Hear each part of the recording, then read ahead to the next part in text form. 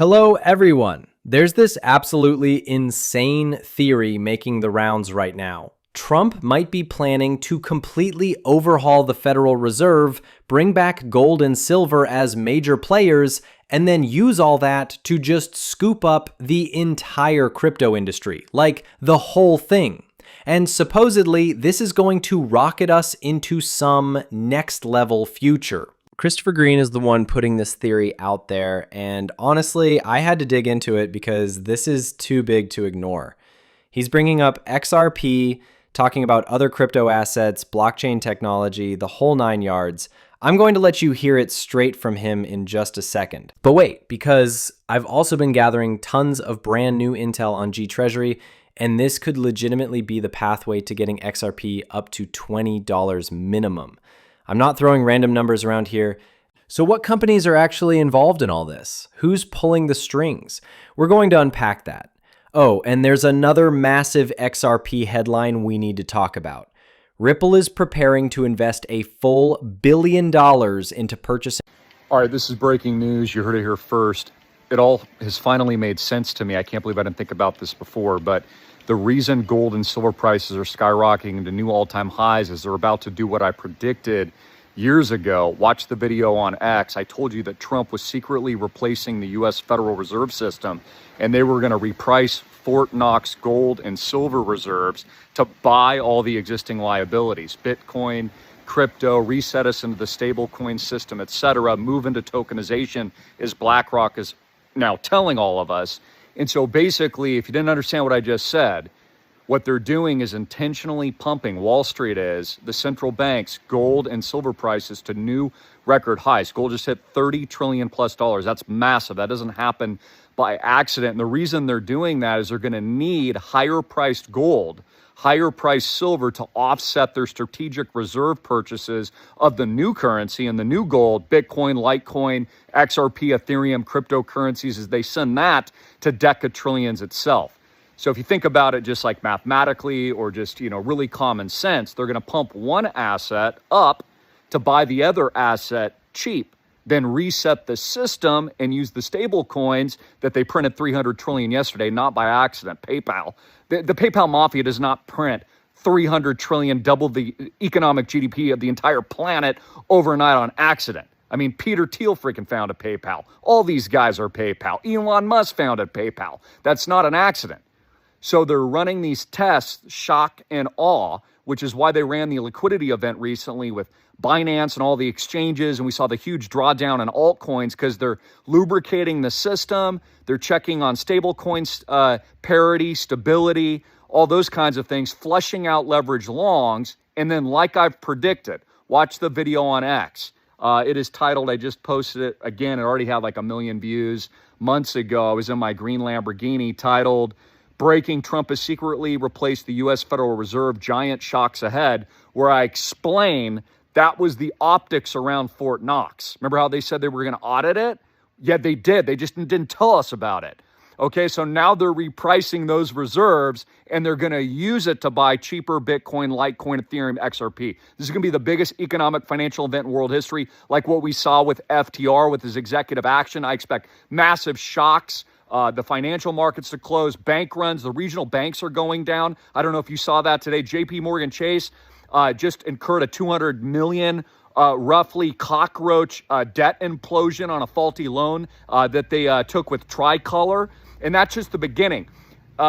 Jamie Dimon's calling it cockroaches. This is the same guy that did business with Jeffrey Epstein, so he knows what's up. He's the same guy that got all the multi-trillion-dollar bailouts from you U.S. taxpayers. So this is going down now, guys. Did you hear what I said? Rewatch this video. They're pumping gold. This is an institutional move, not retail. Retail's not pumping gold plus 30 trillion. No, this is a short-term pump. Once they have that new capital that they've created by moving the water to the other side of the system, gold, silver, precious bullion, metals, etc., they're going to use that to reprice and reset us into the stablecoin networks and this new system, Bitcoin, crypto, Litecoin, Ethereum, XRP, that I predicted. That's what's really going on. Like and share. And follow me on X to watch that video. It's posted just like recently. So now we just sit back and watch this unfold, right? But seriously, I need to hear from you guys. What's your take on his theory? Sound off in the comments, because when you really think about it, some of this actually adds up, doesn't it? I mean, let's be real here. If they're going to execute this great reset, this gigantic financial transformation everyone keeps whispering about, where's all that money going to come from? You need massive liquidity to pull off something this enormous. And guess what? Central banks have clearly been setting the stage for this move for a really long time. Just look at what's been happening over the last few years. They've been stacking gold like there's no tomorrow. The pace is actually kind of shocking when you see the numbers. Everything feels like it's reaching a tipping point right now. Could Christopher Green be spot on with this? Only one way to find out. But hey, I'm loving the fact that XRP is getting mentioned in all of this. That's a pretty big deal if you ask me. And we are well positioned to face future shocks, and future shocks there will be. Both Kristalina and Talman said it. I completely agree with that. We will be facing shocks. In what direction? How do we adjust our policies in order to deal with it? What kind of regulatory framework we have in order to reduce the financial instability risks that abound as a result of new technologies breaking through into the financial system? It will be incumbent upon us, advanced economies, emerging economies, low-income countries, to agree on what will be the best way to cooperate in order to maintain financial stability, price stability, while helping with the development of growth. So let me throw this at you real quick. Do you trust central banks? Like, do you genuinely believe the people running these institutions actually care about what happens to you? I'm not even being rhetorical here. Give me a yes, give me a no, tell me it's complicated, whatever. But honestly, do you trust them? Are they really out here trying to protect you and me? Well, I guess time will tell us that story. All right, so here's what's happening. Ripple X Dev across Europe. Projects like Schumann's Europe and Societe Generale's EuroCV stablecoin are bringing regulated value on-chain, with the XRP ledgers serving the foundation for secure compliance and finance. So get this, Eduardo Morrison, co-founder of Schumann.io, shares the euro is coming on-chain through Europe. And if you remember, we covered this way back, like months ago. It looks like it's actually happening. We decided to work together with the Ripple team, particularly because it's a company that has a lot of experience since maybe 10 years or more. Finance is not going anywhere, and we want to be the clear leader on the European on-chain side.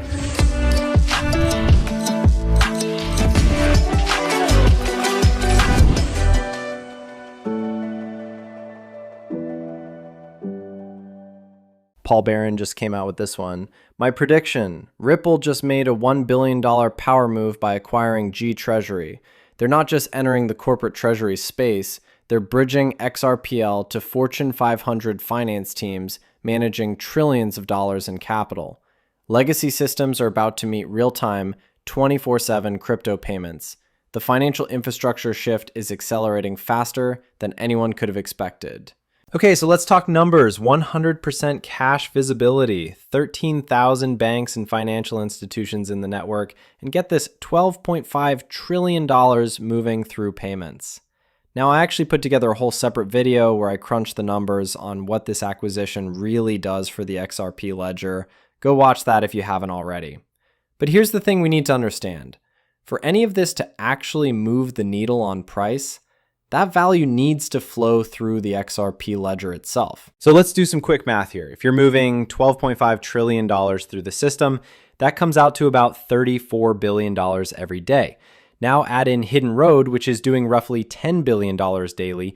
Suddenly, you're looking at around $44 billion per day transacting on the XRP ledger. Now, whether that's RLUSD running on the XRP ledger, whether it's XRP being used as the bridge currency, whatever configuration you want to call it, the key is this. As long as it's not going through Ethereum, we could realistically see XRP climb well over $20. If we're seriously trying to push XRP up to that $100 range, we're going to need something pretty massive happening. I'm talking about $100 to $150 billion flowing through the XRP ledger daily. That's what it takes. Now, if we actually manage to break into the trillions, like imagine getting the DTCC on board. That's when prices could shoot through the roof. We're talking 4-digit territory here, all right? Like legitimately mind-blowing numbers. Let me paint the picture for you real quick.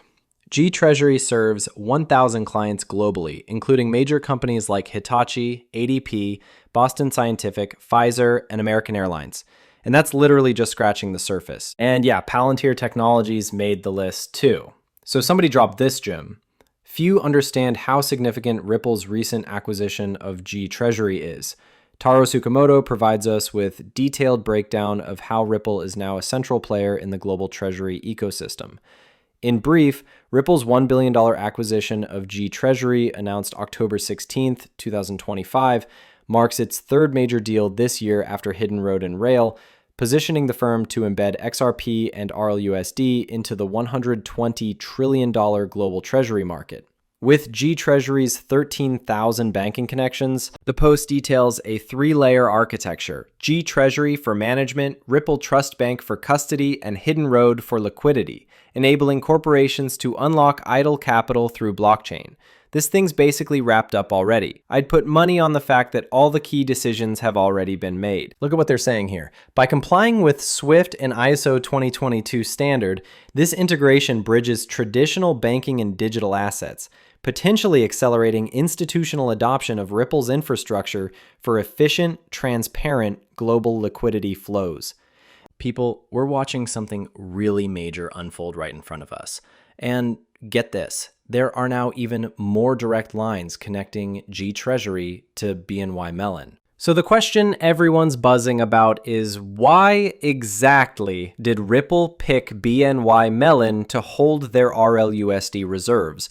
Was that a calculated move for some bigger reason, or did they simply go with the most rock-solid custodian partner available? When you start piecing this puzzle together, you can see there's clearly a much larger strategy playing out. BNY Mellon and Treasury are woven together here. That's literally what we're looking at. Chad Steingraber went ahead and shared this breakdown. The trade flows through the Treasury system, Treasury, my bad, GT. So your trade goes through GT using that investment template. BNY picks up those trade instructions from the template and puts your funds into whatever investments you chose at the amount you specified. Now check this out. The moment Treasury gets that trade confirmation, your portfolio refreshes instantly and kicks off the settlement process while shooting instructions to BNY for your investments or redemptions. You're selling, that's your redemption. You're cashing out. This whole setup is interconnected now. We're talking about another connectivity layer flowing directly into BNY Mellon via Ripple and, yes, XRP. You already understand what's unfolding here. JP Morgan, Treasury, and Ripple. XRPL full integration will now be available for JP Morgan and the corresponding banks. This is the exact reason SWIFT is stressed. This is why their innovation officer is losing sleep right now. He's out there scrambling, trying anything possible to redirect attention from what's actually happening. Ripple is genuinely replacing SWIFT. Why would you even push that narrative, right? Hold up, wait a minute. You formed a partnership with Consensus and Linea to maybe create some technology that you plan on using for transferring messaging to blockchain? We solved all this ages ago. Like SWIFT, where exactly have you been hiding the last 5 years? This stuff is already handled, yeah? Now check this out. We're on the move. We're positioning ourselves to grab everything. We're going all in to capture the whole thing, all right? And here's where it gets wild. Ripple is spearheading this charge with a cool $1 billion to buy up XRP. So what's going down here? Ripple is stepping into the debt space. Hold on, let me actually pull this up for you real quick. Ripple Labs is leading an effort to raise $1 billion for the new Digital Asset Treasury, a DAT. Digital Asset Treasury company focused on accumulating XRP. With the funds planned to be housed in a SPAC structure, this move is particularly notable because it comes just days after major crypto market volatility, signaling Ripple's intent to expand its influence and liquidity for XRP in spite of the overall market headwinds. Ripple's DAT aims to become the largest XRP-focused treasury ever, channeling institution and strategic funding directly through XRP purchases. The fundraising utilizes a special purpose acquisition company, a structure typically used in traditional finance to pull capital for target acquisition and projects. Ripple itself will contribute some of its own XRP holdings to the seed treasury, demonstrating its ongoing confidence in XRP. The plan is still under active discussion with specific transaction terms not fully finalized. The goals here, by creating a DAT, Ripple will pivot from emission moderation, escrow-based supply management, to engineer demand as institutional capital is directly injected into XRP accumulation. Ripple also recently acquired Treasury for $1 billion. We just learned about that. This move positions Ripple to compete with large crypto holding firms that raise the profile of XRP. Look, we've already seen this playbook with names like MicroStrategy and BitMine, right? So, dude, there's seriously so much cool stuff happening right now. Now, here's how it works. Ripple can tap into their XRP sitting in escrow, or they could just go buy it directly off the open market. How does this all unfold? That's still up in the air. But here's what gets interesting. This might actually crank up the buying pressure and demand for XRP across exchanges. It makes you think, will other big players start copying Ripple's strategy here? If institutions were already talking about this stuff internally, you better believe this news is going to push them to pull the trigger way sooner. Seriously, Ripple might just kick off a massive chain reaction where company after company starts doing this exact same move. Now, we have seen mixed results with companies playing the Treasury game like this. So just be clear on something. This doesn't guarantee we're blasting off to the moon or Valhalla or whatever term you prefer, but this is absolutely a powerful move getting institutional money lined up to support XRP buying. Okay, gonna leave it right there, guys. Seriously appreciate you showing up. Stay smart out there. The crypto market just bled $182 billion in the past 18 hours. The market still can't decide if it's going up or crashing down. I'll catch you all later. Thanks so much.